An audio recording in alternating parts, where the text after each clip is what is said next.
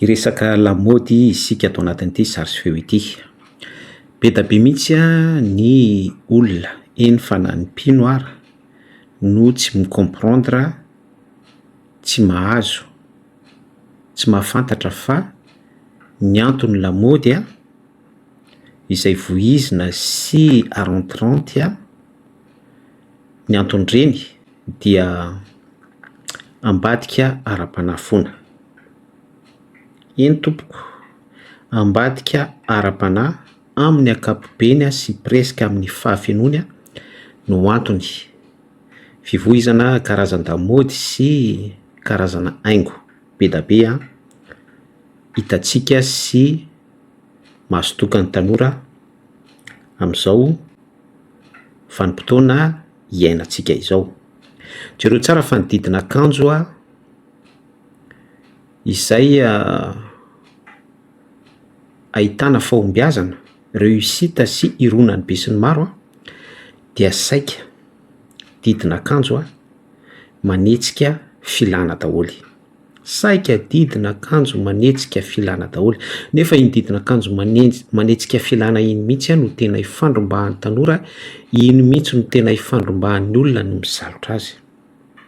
Jereo fotsiny zao ny tovolahy zareo mpirarapy de tsy fantatra hoe inona ny raison fa de miaraka amin'le pataloha miborotsaka mampiseho ny rafi-pitombenana. Ao anatin'izay zany misy fierté be mihitsy mivoy an'ilay tononkira sy ilay gadona. Fa izay zavatra izay dia midika fa efa envoûté n'ilay esprit ary tratran'ireo mpanao lamaody ny tanjony.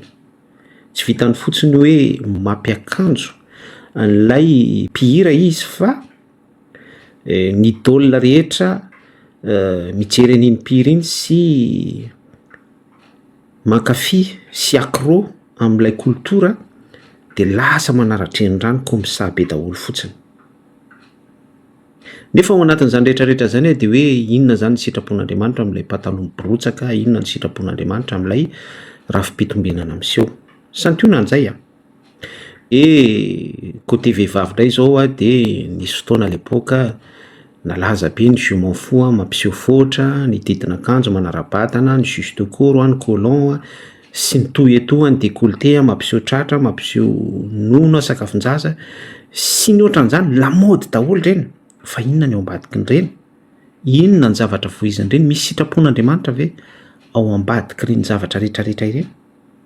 Tsy misy sitrapon'Andriamanitra. Miara-manaiky amiko amin'izay ianao hoe tsy misy sitrapon'Andriamanitra, mifanitsy amin'ireny. Fa au contraire manetsika filana.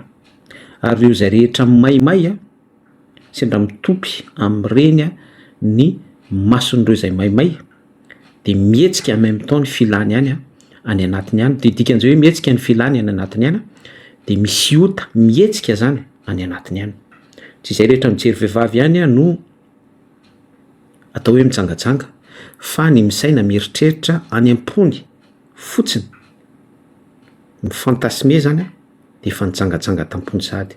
De amin'izay fotoana izay tsy ilay mijery sy ilay mifantasme fotsiny no mitsangatsanga, fa ilay vehivavy ny akanjo an'ilay lamaody ihany koa zany dia namelatra fitsangatsangana.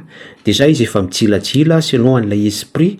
Ny akamaroan'le olona manao lamaody sy mianjaika an'le lamaody ange jerevo tsara fa efa olona ataontsika hoe efa orienté zany ny fisaina sy ny fieritreretana hoe pourquoi izy no mitondra, nahoana izy no mitondra an'ilay je m'en fous, inona ny tanjony? Nahoana izy no mitondra an'ilay colon, inona ny tanjony? Nahoana izy no mitondra an'ilay juste court, inona ny tanjony? Nahoana izy no mitondra an'ilay robe voilée, ny tiako teny amin'ilay voilée zany presque transparent de somary hita mihitsy ny ao anatiny. Fa ny tena marina efa ao anatiny mihitsy le hoe tiany intéressé aminy ny olona, tiany ho pimenté, il fait partie an'ilay pimenté an'ilay filana ihany koa zany izy en même temps que hoe tiany intéressé aminy ny olona. Zany hoe efa misy karazana esprit be da be miasa sy miaraka mifamoy ao anatin'izany zavatra rehetrarehetra izany. De izany ny zavatra ateraky ny lamaody. Zany ny zavatra ateraky ny lamaody.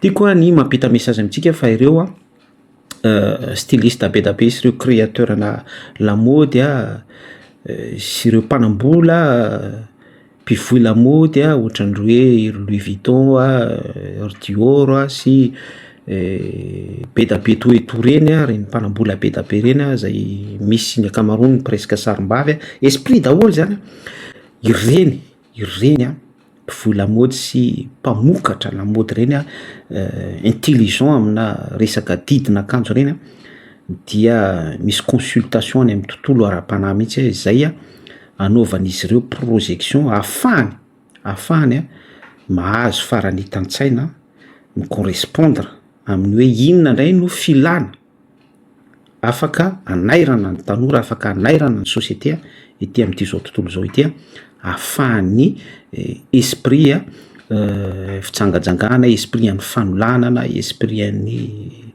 zavatra be da be manohitra ny sitrapon'Andriamanitra ho pimenté